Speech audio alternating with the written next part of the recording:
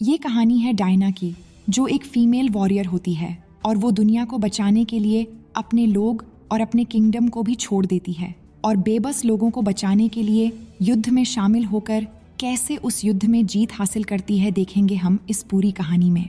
तो फिल्म की शुरुआत होती है कहानी के मेन किरदार प्रिंसेस डायना को दिखाते हुए, जो एक तस्वीर को देखकर अपने बचपन की यादों में खो जाती है।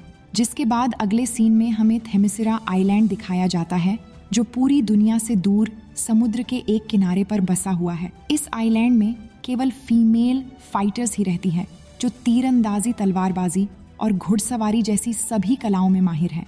और प्रिंसेस डायना भी अपने आइलैंड की हर एक महिला की तरह योद्धा बनना चाहती है, जिसके लिए वो अपनी माँ रानी हिप्पोलिटा से बचकर चोरी छिपे बाकी योद्धाओं को देखने आती है और उन्हें कॉपी करने की कोशिश करती है। लेकिन रानी हिप्पोलिटा डायना को पकड़ लेती हैं और अपने साथ घर ले जाने लगती हैं। तभी रानी हिप्पोलिटा की बहन और सभी फीमेल फाइटर्स की जनरल एंटियोप रानी हिप्पोलिटा से कहती हैं कि वो डायना को ट्रेन करना चाहती हैं। लेकिन रानी हिप्पोलिटा इस बात से साफ इनकार कर देती हैं और डायना को लेकर घर चली जाती हैं। जिसके बाद रात को हिप्पोलिटा डायना को अपने युद्ध के दिनों की एक कहानी सुनाती है, जिसमें वो कहती है कि इस धरती की शुरुआत में देवताओं के राजा ज्यूस ने दुनिया में केवल प्यार से रहने वाले अच्छे इंसान को बनाया और सभी लोग देवताओं के साथ खुशी खुशी रहने लगे। लेकिन ज्यूस के बेटे और युद्ध के देवता एरिस को लोगों का यूं मिलजुल कर रहना अच्छा नहीं लगा, जिस वजह से उसने लोगों के दिलों में नफरत, स्वार्थ और जलन पैदा कर दी और सभी लोग एक दूसरे की जान के प्यासे हो गए और धरती पर एक युद्ध छिड़ गया। जिससे बिगड़ती हालात को सुधारने के लिए ज्यूस ने अमेज़न वासी यानी हमें बनाया, ताकि हम इंसानों के दिलों को मोहब्बत से जीत सके और शांति स्थापित हो सके। लेकिन कुछ समय बाद एरिस वापस फिर से लौट आया और इस बार देवताओं और अमेज़ोनियों ने डटकर एरिस का सामना किया, पर एरिस की शक्तियों के सामने कोई उससे जीत नहीं सका। जिसके बाद अमेज़ोनियों की मदद के लिए ज्यूस धरती पर आए और उन्होंने एरिस को युद्ध में हरा दिया। जिसके बाद एरिस सबको छोड़कर चला गया, पर ज्यूस जानते थे कि एरिस वापस जरूर लौटेगा, जिस वजह से उन्होंने अमेज़ोनियों को तलवार के रूप में एक ऐसा हथियार सौंपा जो एरिस को मारने के लिए सक्षम था। साथ ही ज्यूस ने अमेज़न वासियों के लिए एक खूबसूरत आइलैंड भी बनाया, जो पूरी दुनिया से अनजान और सुरक्षित है। अब कहानी सुनने के बाद डायना अपनी माँ के साथ उस हथियार को देखने जाती है जो ज्यूस ने एरिस को मारने के लिए बनाया था। जहाँ जाकर हिप्पोलिटा डायना को बताती है कि इस हथियार को सबसे शक्तिशाली और मजबूत इंसान ही इस्तेमाल कर सकता है। अब एरिस की कहानी सुनने के बाद डायना एक बेहतरीन योद्धा बनने के लिए अपनी माँ से चोरी छिपकर एंटियोप से युद्ध की ट्रेनिंग लेने लगती है और देखते ही देखते छोटी डायना अब बड़ी हो जाती है। पर एक दिन हिप्पोलिटा डायना को युद्ध अभ्यास करते देख लेती है और काफी ज्यादा गुस्सा होती है।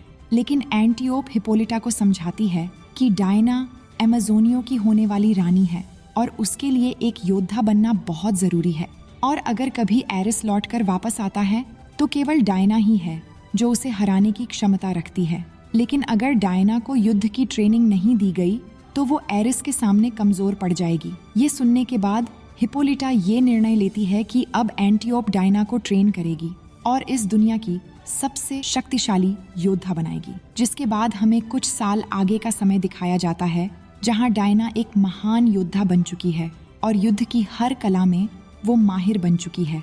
लेकिन उसके अंदर कई छिपी हुई शक्तियां भी हैं, जिनका एहसास डायना को पहली बार एंटियोप से लड़ते समय होती है। जिसके बाद यहाँ डायना के साथ साथ बाकी सभी भी हैरान हो जाते हैं कि ऐसा क्यों और कैसे हो गया है। उसके बाद अगले सीन में हम देख पाते हैं कि डायना समुद्र के किनारे खड़ी है। तभी वो देख पाती हैं कि अचानक एक एरोप्लेन समुद्र में क्रैश हो गया है और उसका पायलट उस प्लेन में फंस गया है, जो कुछ ही देर में मरने वाला था। तभी डायना एक पल भी बिना गवाए समुद्र में कूद जाती है और उस पायलट को वहां से बचाकर समुद्र के किनारे पर ले आती है और उसे किनारे पर रखकर देखती ही रह जाती है।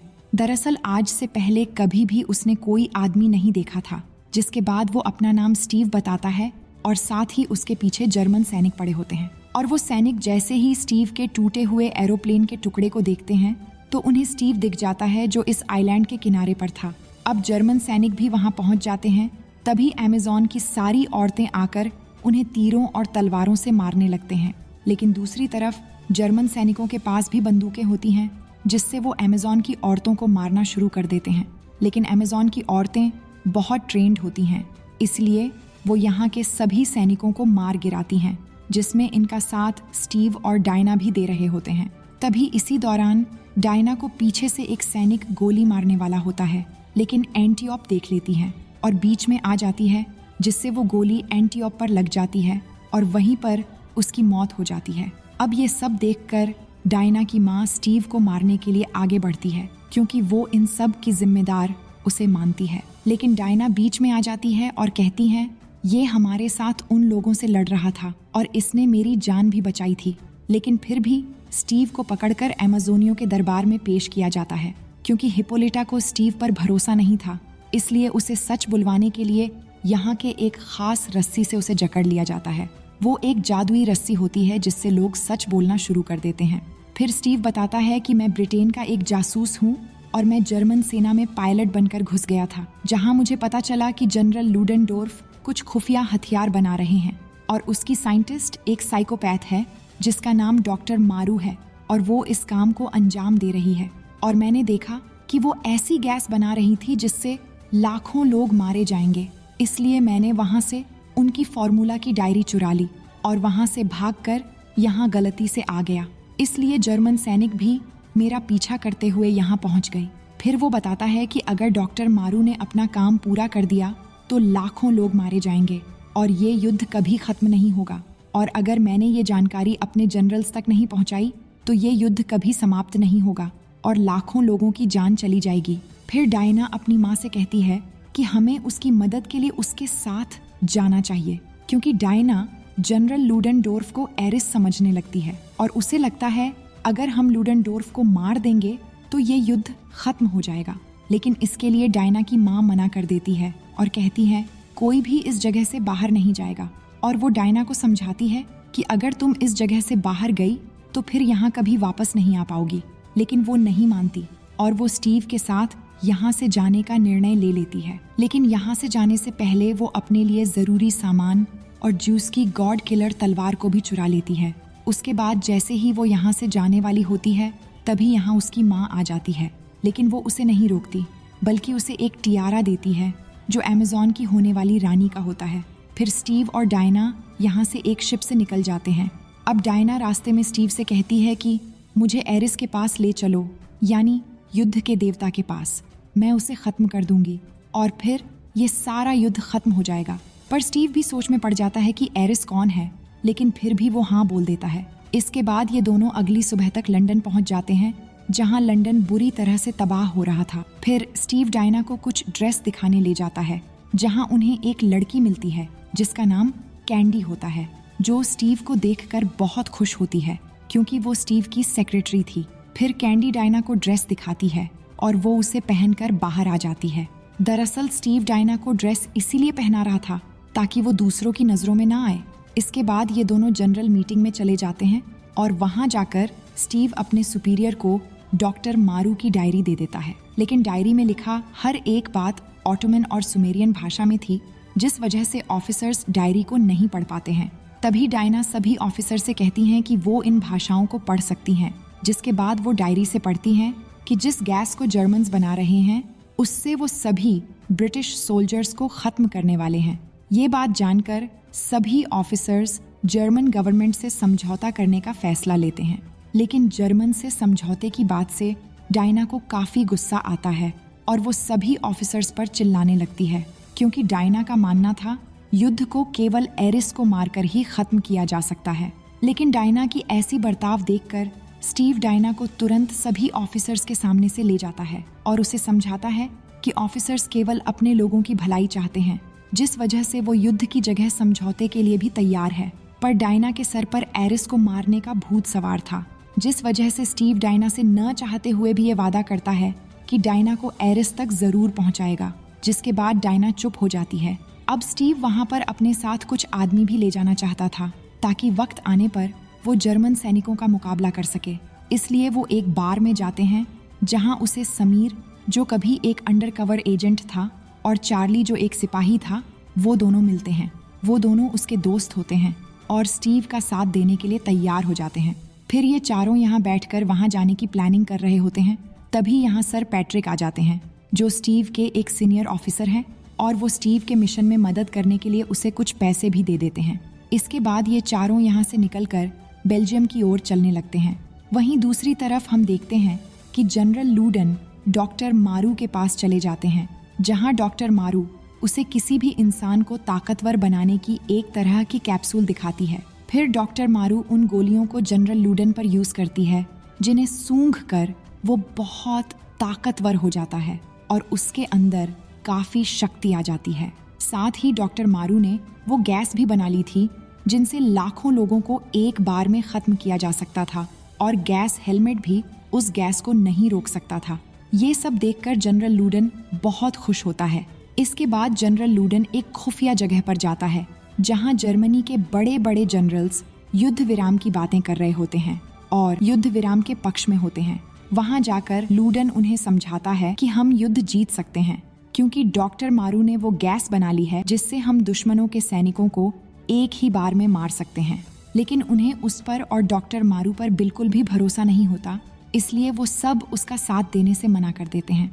जिसके बाद जनरल और डॉक्टर मारू दोनों मिलकर उस जगह पर जहरीली गैस छोड़ देते हैं और बाहर से दरवाजा बंद कर देते हैं, जिससे वो सारे जनरल्स मारे जाते हैं। इसके बाद एक बार फिर से हमें स्टीव डायना और उसके दोस्तों को दिखाया जाता है, जो युद्ध के मैदान की तरफ बढ़ रहे होते हैं, और रास्ते में उन्हें दिखता है कि यहाँ का माहौल बहुत ही खराब है और यहाँ के गांव के लोग बहुत ही मुसीबत में हैं और लोग अपनी जान बचाकर भाग रहे हैं। तभी डायना को वहाँ एक औरत मिलती है, जो उसे बताती है कि सामने मेरा गांव है जहाँ जर्मन लोगों ने कब्जा कर रखा है। उन्होंने उस पूरे गांव को गुलाम बना रखा है और वो इन गांव वालों पर बहुत अत्याचार कर रहे हैं। ये सुनकर डायना स्टीव से वहां जाकर उनकी मदद करने को कहती है, लेकिन स्टीव मना कर देता है, क्योंकि उसे पता था कि यहाँ से बाहर जाते ही जर्मन सैनिक उन्हें मार डालेंगे, क्योंकि वो जगह नो मैन्स लैंड होती है। लेकिन डायना स्टीव की बात नहीं मानती और अपनी वंडर वुमन की अवतार में आकर ऊपर चली जाती है और जर्मन सैनिकों की ओर बढ़ने लगती है। तभी जर्मन सैनिक उस पर गोलियों की बारिश कर देते हैं, लेकिन उसे एक भी गोली नहीं लगती और वो वहां जाकर सभी जर्मन सैनिकों को मारकर उस गांव की ओर चली जाती है। और इन सब में उसका साथ स्टीव और उसके साथी भी दे रहे थे, और वो भी डायना के पीछे पीछे उस गांव में चले जाते हैं और वहां जाकर जर्मन सैनिकों को मारने लगते हैं। फिर डायना उस गांव में भी सभी जर्मन सैनिकों को मारना शुरू कर देती है और अकेले ही पूरी आर्मी पर भारी पड़ती है। फिर वो यहाँ सबको मारकर इस गांव वालों को जर्मन सैनिकों से आज़ाद करवा देते हैं, जिससे गांव वाले बहुत खुश होते हैं। जिसके बाद वहाँ का एक फोटोग्राफर इन पांचों की एक तस्वीर लेता है, और ये वही तस्वीर होती है जिसको देखकर डायना अपनी बचपन के दिनों को याद कर रही थी। जिसके बाद स्टीव अपनी जीत की बात कैंडी को बता देता है और ये भी बताता है कि वो किस गांव में है। फिर कैंडी उसे बताती है कि कल जर्मन हाई कमांड में एक पार्टी रखी गई है, जिसमें डॉक्टर मारू और लूडेनडोर्फ दोनों वहां आने वाले हैं। ये सुनकर स्टीव वहां जाने के बारे में सोचने लगता है। इसके बाद इस जगह पर रात के समय सभी गांव वाले जीत की खुशी में डांस करने लगते हैं, क्योंकि ये गांव काफी सालों बाद आजाद हुआ था। अब इस खुशी में स्टीव और डायना भी डांस करने लग जाते हैं और साथ ही दोनों एक दूसरे के प्यार में भी पड़ जाते हैं। अब अगले दिन स्टीव, डायना और बाकी सभी साथी जहां पार्टी चल रही थी उस महल के पास पहुंच जाते हैं, लेकिन यहाँ बहुत कड़ी सुरक्षा होती है, इसलिए स्टीव डायना को महल के अंदर आने से मना करके खुद बेस बदलकर बड़ी ही चालाकी के साथ उस महल के अंदर चला जाता है। वहां जाकर वो डॉक्टर मारू को पटाकर उस जहरीली गैस के बारे में पता लगाने की कोशिश कर रहा होता है। तभी वहां पर डायना एक खूबसूरत ड्रेस पहनकर आ जाती है, जिसे देखकर वो डिस्ट्रैक्ट हो जाता है और डॉक्टर मारू समझ जाती है कि ये कोई लड़की बाज ऑफिसर है, इसलिए वो यहाँ से चली जाती है। डायना इस पार्टी में आकर लूडेनडोर्फ पर हमला करने वाली होती है और उसे मारने ही वाली होती है। तभी स्टीव आकर उसे रोक लेता है। इसके बाद हम देखते हैं कि लूडेनडोर्फ के आदमी एक गांव पर उस गैस के बम से फायर कर देते हैं और ये बात डायना को पता चल जाती है, इसलिए वो उस गांव की ओर चली जाती है। लेकिन तब तक बहुत देर हो चुकी थी और गैस की वजह से वहाँ के सभी लोग मारे जाते हैं। ये देखकर डायना को बहुत गुस्सा आता है। तभी उस जगह पर स्टीव भी पहुँच जाता है, जिसके बाद डायना अपना सारा गुस्सा स्टीव पर उतारती हैं और कहती हैं कि तुम्हारी वजह से वो बच निकला और एरिस ने तुम्हें भी भ्रष्ट कर दिया है। इसलिए अब मैं अकेली ही उसे मारूंगी।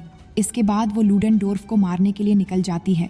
वहीं स्टीव के साथियों ने लूडन का अड्डा ढूंढ लिया था और साथ ही उन्होंने डायना और स्टीव के लिए आसमान में धुएं के रूप में सिग्नल छोड़ दिया था, जिसका पीछा करते हुए डायना उसके अड्डे पर पहुंच जाती है और जर्मन सैनिकों को मारते हुए उसके ऑफिस के अंदर चली जाती। जिसके बाद लूडेनडोर्फ डॉक्टर मारू की बनाई कैप्सूल को सूंघ लेता है, जिससे वो बहुत ताकतवर बन जाता है। फिर यहाँ डायना और उसके बीच एक जबरदस्त फाइट शुरू हो जाती है। अब शुरू में तो वो डायना पर भारी पड़ता है, लेकिन बाद में डायना उसे बहुत बुरी तरीके से मारती है और ज्यूस की तलवार से उसे खत्म कर देती है। अब डायना उसे मारकर बहुत संतुष्ट होती है और उसे लग रहा था कि उसने युद्ध के देवता एरिस को खत्म कर दिया है और अब ये युद्ध भी खत्म हो जाएगा।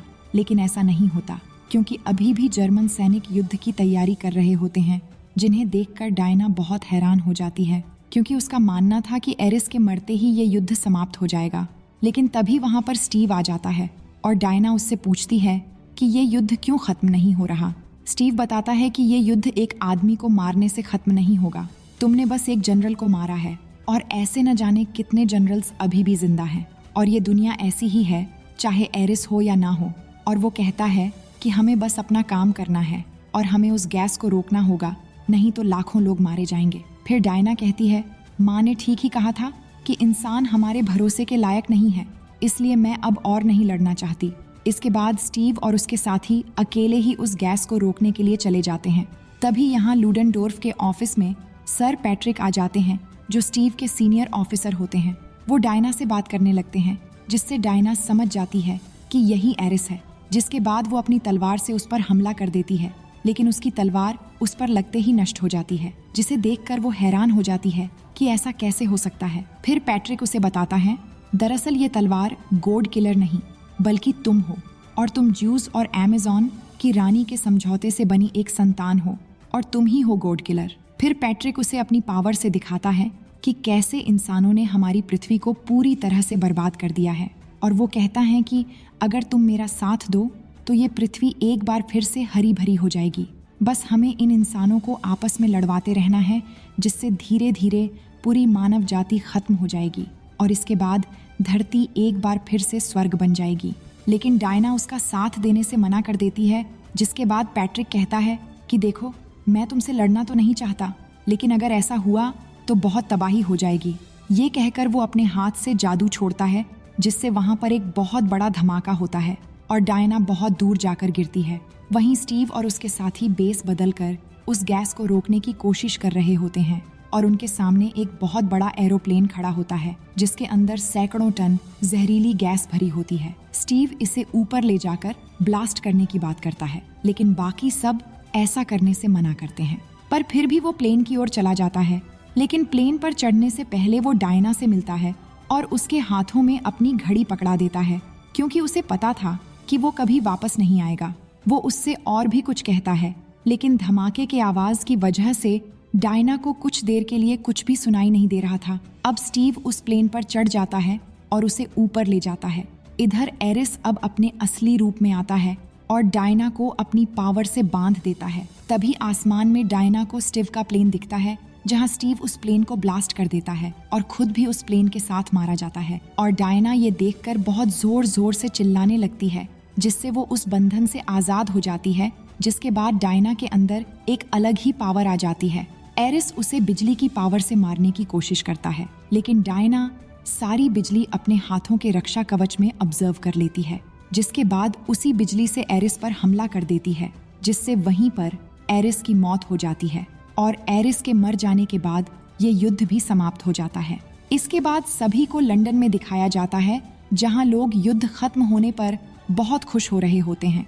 साथ ही सामने उन लोगों की फोटो भी रखी होती है जो युद्ध में मारे गए थे, और इन सब के बीच स्टीव की फोटो भी होती है, जिसे देखकर डायना इमोशनल हो जाती है। इसके बाद वो अपनी यादों से निकलकर प्रेजेंट टाइम में आ जाती है, जहां वो उस फोटो को देख रही होती है, और फिर वो वंडर वुमन की ड्रेस में लड़ने चली जाती है। और इसी सीन को दिखाते हुए ये कहानी यहीं पर खत्म हो जाती है। तो दोस्तों, उम्मीद है ये स्टोरी आपको बेहद पसंद आई होगी। मिलते हैं एक और नई स्टोरी के साथ।